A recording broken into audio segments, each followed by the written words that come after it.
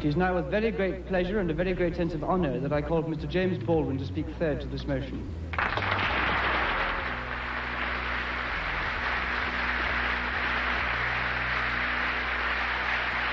Now we have Mr. James Baldwin, the star of the evening,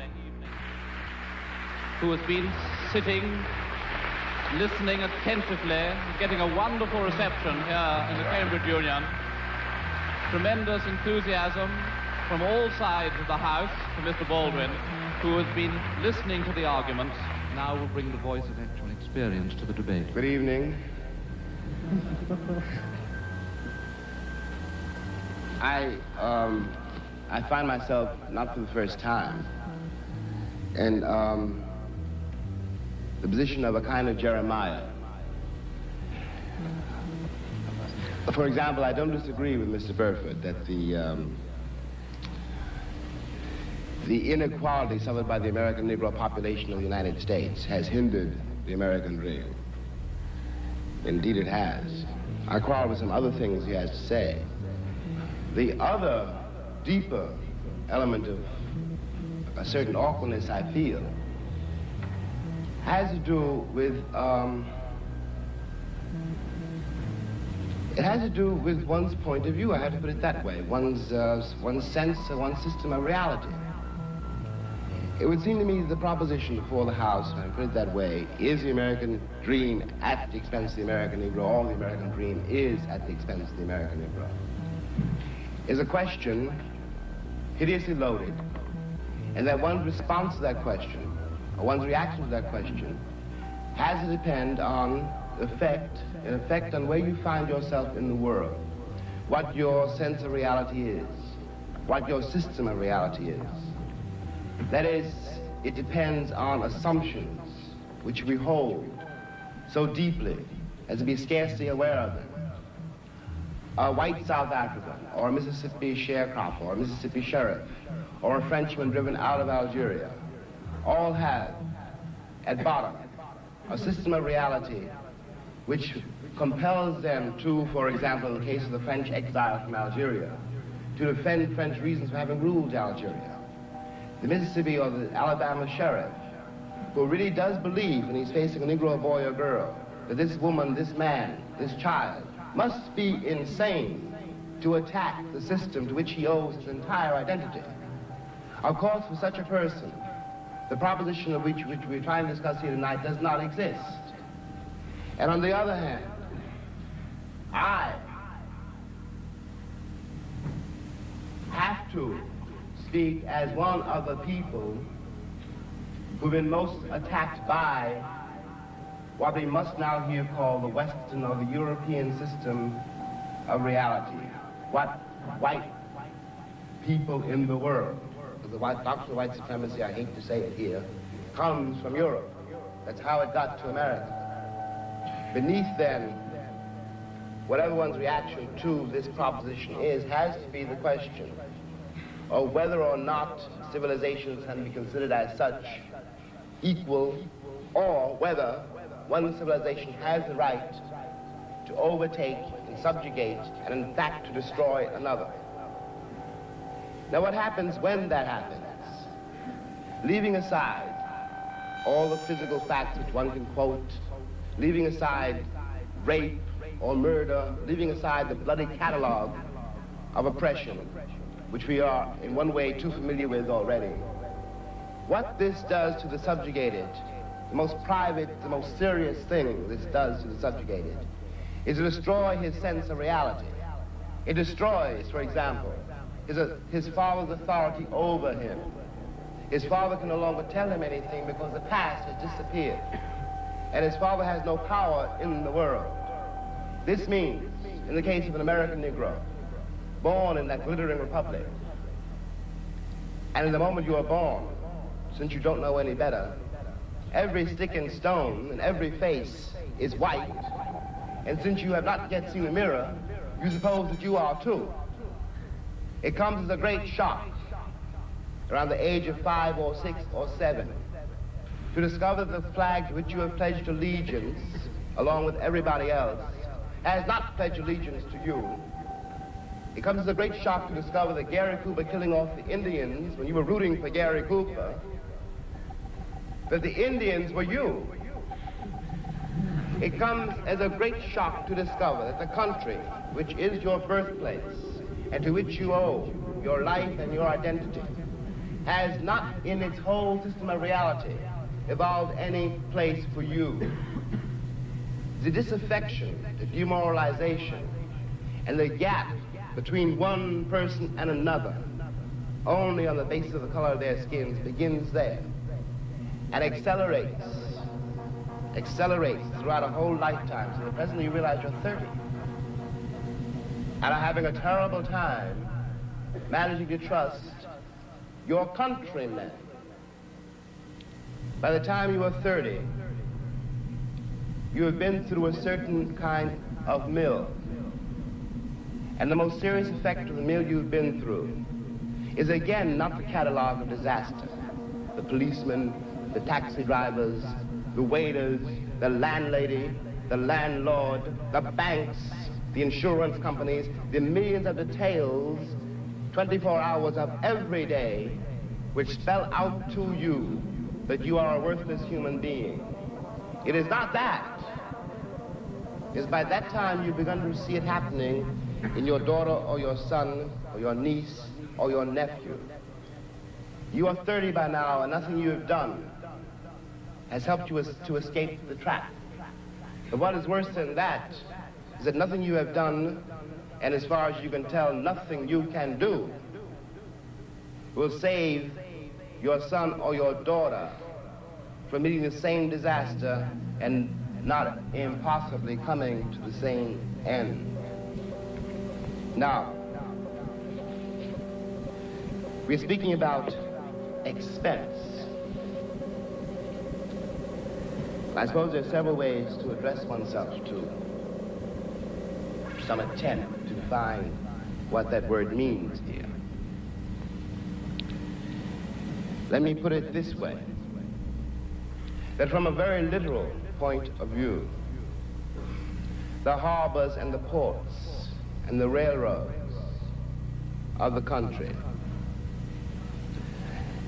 the economy, especially of the southern states, could not conceivably be what it has become if they had not had, and do not still have indeed, and for so long, so many generations, cheap labor. I am stating very seriously, and this is not an overstatement, that I picked the cotton, and I carried its market, and I built the railroads under someone else's whip for nothing. For nothing. The Southern oligarchy, which has until today so much power in Washington, and therefore some power in the world, was created by my labor and my sweat, and the violation of my women and the murder of my children. This, in the land of the free and the home of the brave. And no one can challenge that statement. It is a matter of historical record. In another way, this dream, and we'll get to the dream in a moment, is at the expense of the American Negro. You watch this in the Deep South in great relief, but not only in the Deep South. In the Deep South, you are dealing with a sheriff or a landlord or a landlady or the girl at the Western Union desk. And she doesn't know quite who she's dealing with, by which I mean that if you're not part of the town, and if you are a northern nigger, it shows in millions of ways. So she simply knows that it's an unknown quantity, and she wants to have nothing to do with it, so she won't talk to you. You have to wait for a while to get your telegram. Okay, we all know this, we've been through it, and by the time you get to be a man, it's very easy to deal with. But what is happening in the poor woman, the poor man's mind, is this. They've been raised to believe, and by now they helplessly believe, that no matter how terrible their lives may be, and their lives have been quite terrible, and no matter how far they fall, no matter what disaster overtakes them, they have one enormous knowledge and consolation, which is like a heavenly revelation. At least they are not black. Now I suggest that of all the terrible things that can happen to a human being, that is one of the worst. I suggest that what has happened to white Southerners is in some ways, after all, much worse than what has happened to Negroes there. Because Sheriff Clark in Selma, Alabama, cannot be considered, no one can be dismissed as a total monster. I'm sure he loves his wife, his children. I'm sure that, he likes to get drunk. He's, after all, one's got to assume, and he is visibly a man like me. But he doesn't know what drives him to use the club, to menace with the gun, and to use the cattle prod. Something awful must have happened to a human being to be able to put a cattle prod against a woman's breasts, for example. What happens to the woman is ghastly. What happens to the man who does it is in some ways much, much worse. This is being done, after all, not 100 years ago, but in 1965, in a country which is blessed with what we call prosperity, a word we won't examine too closely, with a certain kind of social coherence, which calls itself a civilized nation and which espouses the notion of the freedom of the world. And it is perfectly true from the point of view now simply of an American Negro. Any American Negro watching this, no matter where he is, from the vantage point of Harlem, which is another terrible place, has to say to himself, in spite of what the government says we can't do anything about it. But those are white people being murdered in Mississippi work farms, being carried off to jail. Those are white children running up and down the streets. The government would find some way of doing something about it. We have a civil rights bill now. We had an amendment, the 15th Amendment, nearly 100 years ago. I hate to sound again like an Old Testament prophet, but if the amendment was not honored then, I don't have any reason for believing the civil rights bill will be honored now. And after all, one's been there since before, a lot of other people got there. If one has got to prove one's title to the land, isn't 400 years enough? 400 years, at least 3 wars. The American soil is full of the corpses of my ancestors. Why is my freedom or my citizenship or my right to live there, how is it conceivably a question now? And I suggest further that in the same way, the moral life of Alabama sheriffs and poor Alabama ladies, white ladies, that their moral lives have been destroyed by the plague called color, that the American sense of reality has been corrupted by it. At the risk of sounding excessive, what I always felt when I finally left the country, found myself abroad in other places, and watched Americans abroad. And these are my countrymen, and I do care about them. And even if I didn't, there is something between us. We have the same shorthand. I know, when I look at a girl or a boy from Tennessee, where they came from in Tennessee, and what that means. No Englishman knows that, no Frenchman, no one in the world knows that except another black man who comes from the same place. But one watches these lonely people denying the only kin they have. We talk about integration in America as though it was some great new conundrum. The problem in America is that we've been integrated for a very long time. Put me next to any African, and you will see what I mean. And my grandmother was not a rapist. What we are not facing is the results of what we've done.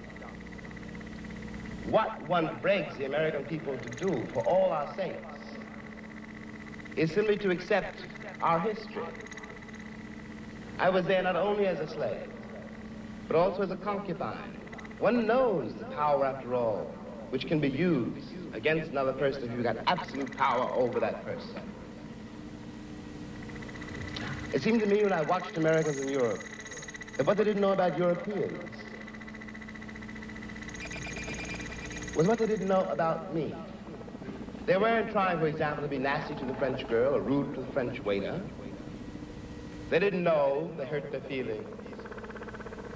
They didn't have any sense that this particular woman, this particular man, though they spoke another language and had different manners and ways, was a human being. And they walked over them with the same kind of bland ignorance, condescension, charming, cheerful, with which they'd always patted me on the head and called me shy, and were upset when I was upset.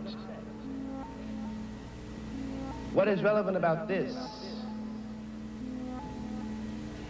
is that whereas 40 years ago when I was born,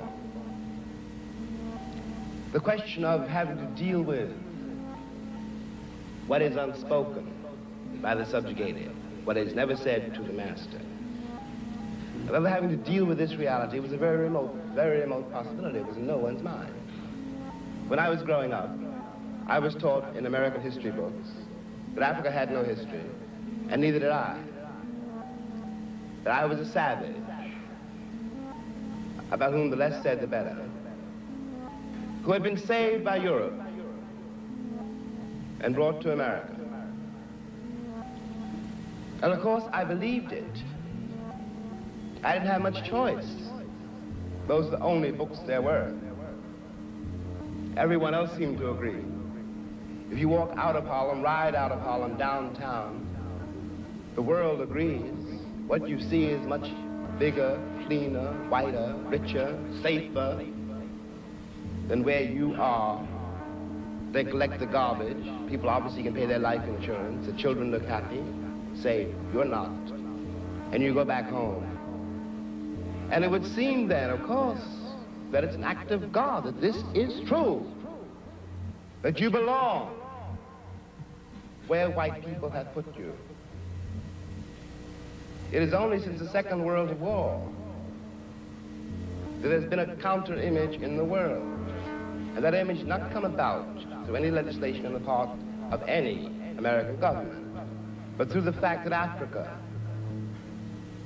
was suddenly on the stage of the world, and Africans had to be dealt with in a way they'd never been dealt with before. This gave an American Negro for the first time a sense of himself beyond a savage or a clown. It has created, and will create, a great many conundrums. One of the great things that the white world does not know, but I think I do know, is that black people are just like everybody else.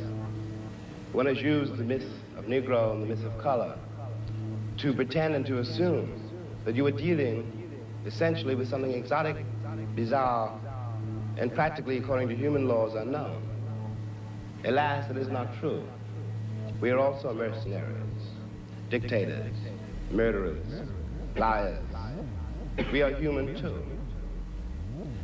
What is crucial here is that unless we can manage to establish some kind of dialogue between those people whom I pretend have paid for the American dream and those other people who have not achieved it,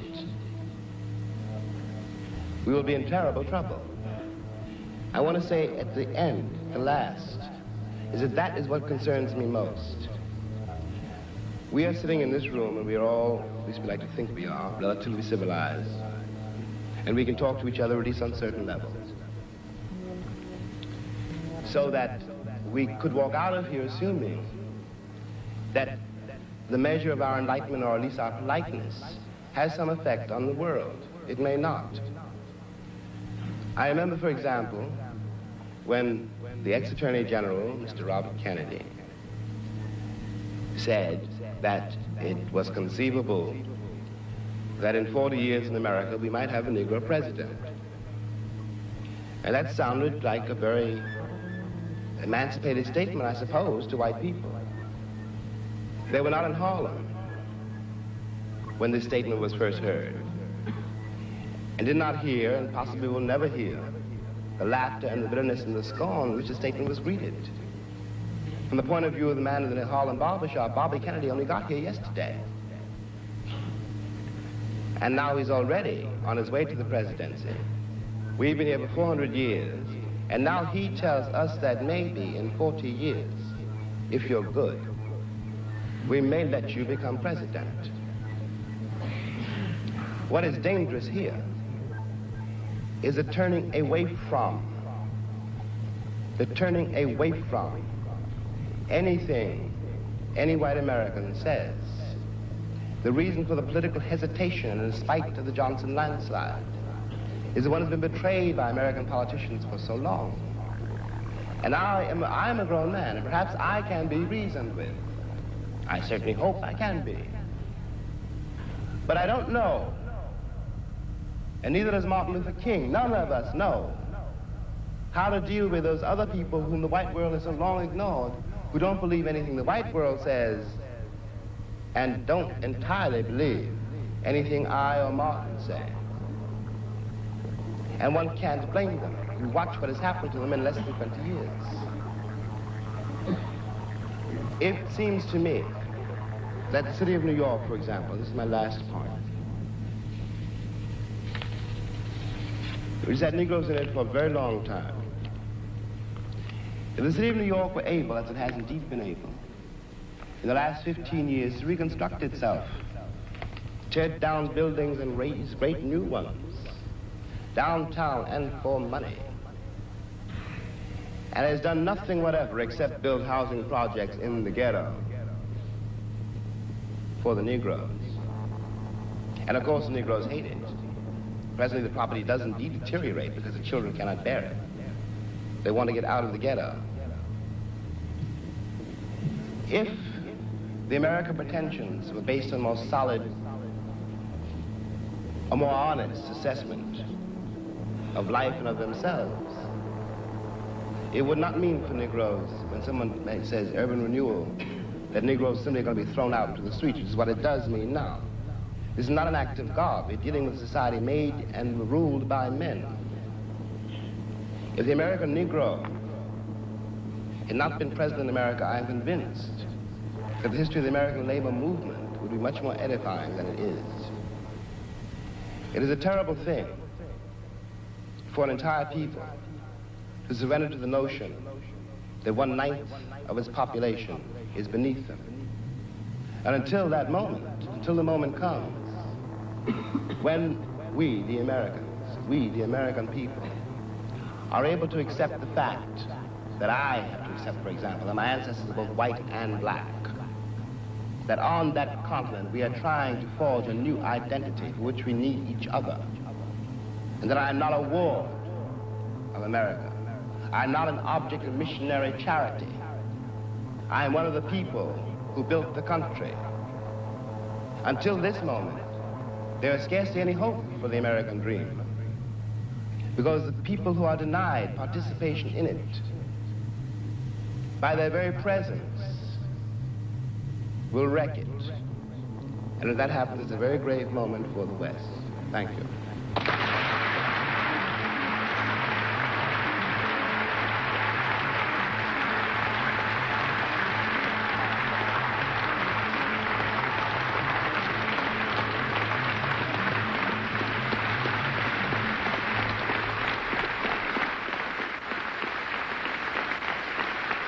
Tremendously moving moment.